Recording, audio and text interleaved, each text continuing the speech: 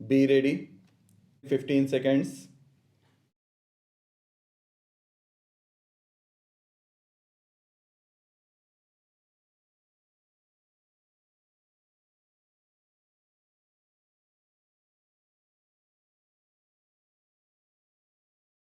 That does not mean that I dislike language being a very important matter in our administration or education or culture.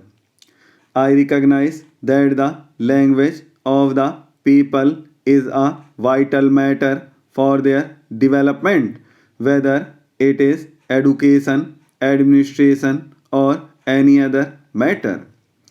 But there is a distinction between developing the language to the fullest extent and this passion for building up a wall around a linguistic area and calling it a border. I completely accept the statement that people cannot really grow except through their language, but it does not follow that in order to make them and their language grow, a barrier must be erected between them and others. The various language areas in India represent the development of history through the ages. But drawing a hard and fast line between two areas is, I think, carrying it too far. As a matter of fact, it just does not matter where you draw your line. If you judge a border purely from the linguistic point of view, you will be going against the wishes of many people. Invariably, there are bilingual areas. As long as you cannot prevent people of one state from going to another, there will always be bilingual areas. Are you going to stop contrary to the dictates of the constitution, the movement of workers, or of other people from one state to another? You cannot. Therefore, whatever fixed line you may draw, people on one side may be attracted to the other and move there, and thus change the linguistic composition of the state or of the border area. Are we going to sit down every few years and say the language ratio of this particular tehsil or taluk has changed and therefore it should be taken out of this state and put into another?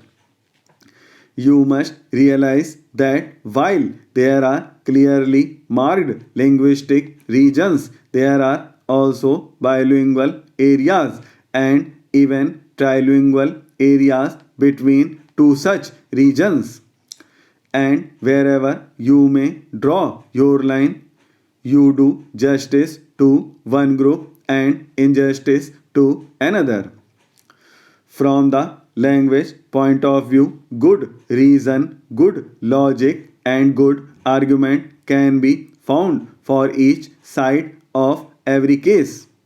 This is the difficulty. If there was logic only on one side, we could decide easily. But there is logic on both sides, and the two logics conflict and the same to be balanced. You may balance them and say that one argument is stronger than the other. But generally, if the case of one side appears better, the case of the other side seems pretty good too. Maps and census figures have become the fashion now. Are we to weigh in a balance how many individuals speak one language and how many speak another? It will lead to all kinds of fantastic situations. I submit that we must consider this matter separately from the question of language. Of course, all the great languages of India which are mentioned in the constitution have to be developed. I would go a step further and say that even those in the northeast frontier area and elsewhere ought to be developed. Further, the development of one language should not be and cannot be at the expense of the other. I am convinced that the development of any one of the great languages of India helps the development of the other languages. It is my privilege, however unworthy I might be, of being the president of the Sahitya Academy, started a year or two ago, where we deal with all the languages of India and try to encourage them. The more we discuss these matters, the more we see that encouragement, development, and growth of one language result in advantage to the other Indian languages also. Going one more step, I would say that the knowledge of a foreign language helps the growth of an Indian language. If we are cut off from foreign languages, we are cut off from the ideas that are contained in those foreign languages and from technology, which is part of modern life. Therefore, let us not think of excluding a language. Quite frankly, I do not understand the way some people are afraid of the Urdu language. I am proud to speak Urdu and I hope to continue to speak Urdu. I just do not understand why in any state in India people should consider Urdu a foreign language or something which invades their own domain. Urdu is a language mentioned in our constitution. I object to any narrow mindedness in regard to Urdu. It is no use dragging philology into these language controversies. Take the Punjabi language.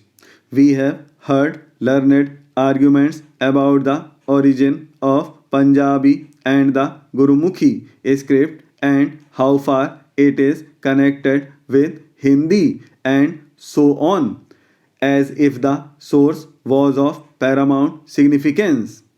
What matters is what people do today. Let scholars go into the past of Gurumukhi and Hindi.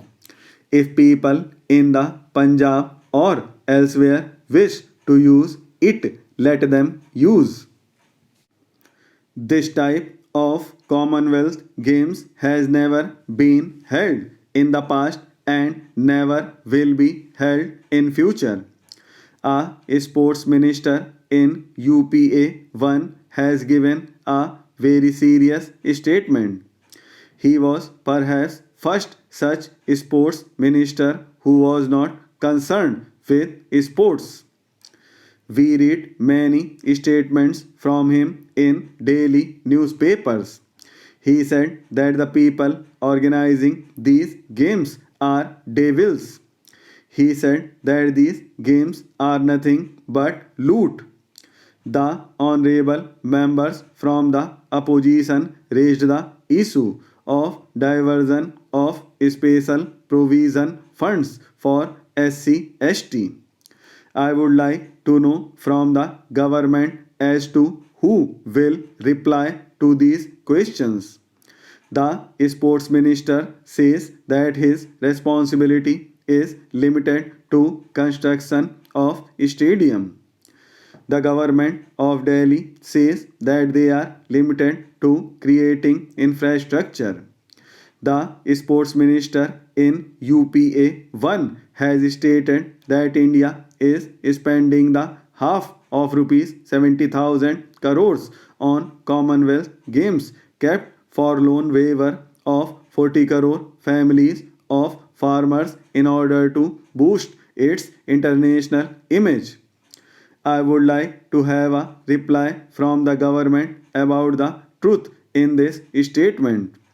One day, a television channel revealed about the CBC report.